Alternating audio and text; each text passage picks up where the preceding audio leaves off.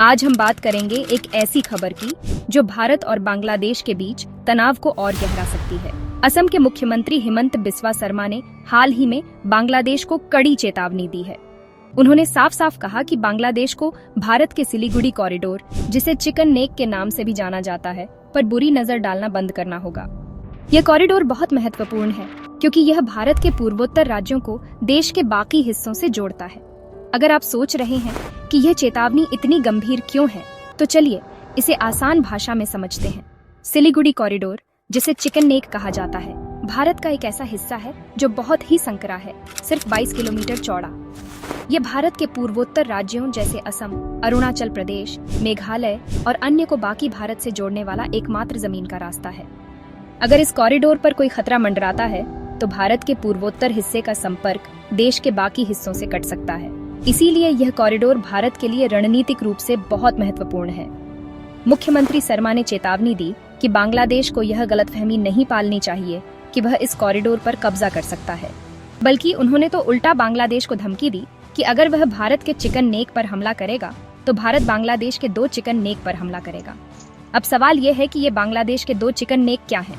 चलिए इसे भी समझते हैं। हिमंत बिस्वा शर्मा ने बांग्लादेश के 2 कमजोर बिंदुओं की ओर इशारा किया है, जिन्हें वह चिकन नेक कह रहे हैं। पहला है चटगांव बंदरगाह को बांग्लादेश के बाकी हिस्सों से जोड़ने वाला हिस्सा। यह इलाका दक्षिण त्रिपुरा के पास मिरसराय उपजिले में है, जो करीब 40 किलोमीटर की जमीन का टुकड़ा है। अगर यह हिस्सा कट जाए तो बांग्लादेश का लगभग 20% हिस्सा बाकी देश से अलग हो जाएगा। दूसरा, चिकन नेक रंगपुर डिवीजन का दक्षिणी कॉरिडोर हो सकता है, जो मेघालय और पश्चिम बंगाल के दक्षिण दिनाजपुर से सटा हुआ है। यह कॉरिडोर लगभग 90 किलोमीटर लंबा है और रंगपुर डिवीजन को बांग्लादेश के बाकी हिस्सों से जोड़ता है। रंगपुर डिवीजन बांग्लादेश का उत्तरी हिस्सा है, जो 16,000 वर्ग किलोमीटर से ज्यादा में फैला है। यह इलाका तंबाकू, जूट, चावल और चीनी की खेती के लिए मशहूर है और बांग्लादेश की अर्थव्यवस्था के लिए बहुत महत्वपूर्ण है।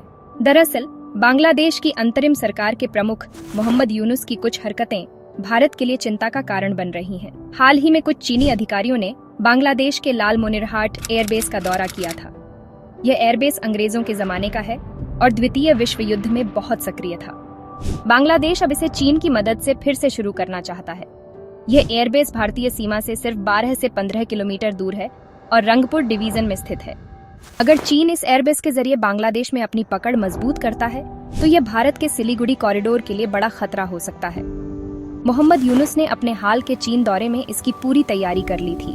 इसके अलावा यूनुस की पाकिस्तान और अन्य भारत विरोधी ताकतों के साथ भी साठगांठ की खबरें आ रही हैं। बांग्लादेश की राजनीति इन दिनों बहुत अस्थिर है। शेख हसीना की सरकार गिरने के बाद मोहम्मद यूनुस अंतरिम सरकार के प्रमुख बने हैं, लेकिन उनकी स्थिति डगमगा रही है।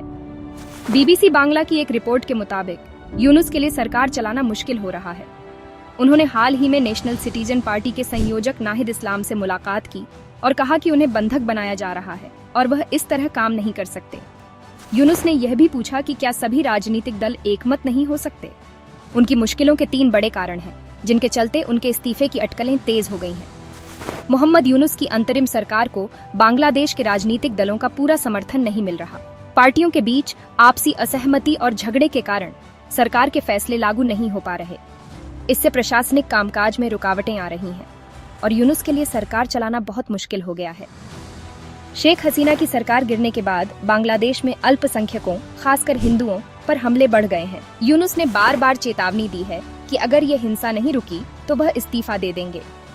उनका कहना है कि बिना शांति और समावेशी समाज के शासन करना असंभव है। बांग्लादेश की सेना और अंतरिम सरकार के बीच भी तनाव बढ़ रहा है। सेना प्रमुख जनरल वकार उज़्जमा ने दिसंबर में चुनाव कराने की मांग की है, लेकिन सरकार अभी तक चुनाव की तारीख तय नहीं कर पाई है। इसके अलावा सेना ने म्यांमार से जुड़े रखाइन कॉरिडोर योजना का विरोध किया है, जिससे तनाव और बढ़ गया है। बांग्लादेश की अस्थिरता और मोहम्मद यूनुस की चालबाजियां भारत के लिए कई तरह के खतरे पैदा कर रही हैं। खासकर चटगांव और रंगपुर जैसे इलाके, जो जंगलों और नदियों से भरे हैं, पहले से ही घुसपैठियों और उग्रवादियों के लिए कुख्यात रहे हैं। अगर चीन और पाकिस्तान जैसे देश बांग्लादेश के साथ मिलकर भारत के खिलाफ कोई साजिश रचते हैं, तो यह सिलीगुड़ी कॉरिडोर और पूर्वोत्तर भारत की सुरक्षा के लिए बड़ा खतरा हो सकता है। इसीलिए हिमंत बिस्वा शर्मा की चेतावनी इतनी महत्वपूर्ण है। बांग्लादेश की मौजूदा स्थिति और भारत की चेतावनी से साफ है कि कि दोनों देशों के बीच तनाव बढ़ सकता है। मोहम्मद यूनुस के इस्तीफे की अटकलें और बांग्लादेश की अस्थिर राजनीति इस आग में घी डालने का काम कर रही हैं। अब देखना यह है कि बांग्लादेश इस चेतावनी को कितनी गंभीरता से लेता है और भारत अपनी सुरक्षा के लिए क्या कदम उठाता है। ऐसी ही महत्वपूर्ण और ताज़ा खबरों के लिए हमारे चैनल सरकारी मंथन को सब्सक्राइब करना न भूलें। हम आपके लिए हर दिन नई और सटीक जानकारी लेकर आते हैं। तो दोस्तों, इस खबर पर आपकी क्या राय है? हमें कमेंट में जरूर बताएं और इस खबर को अपने दोस्तों और परिवार के साथ शेयर करें।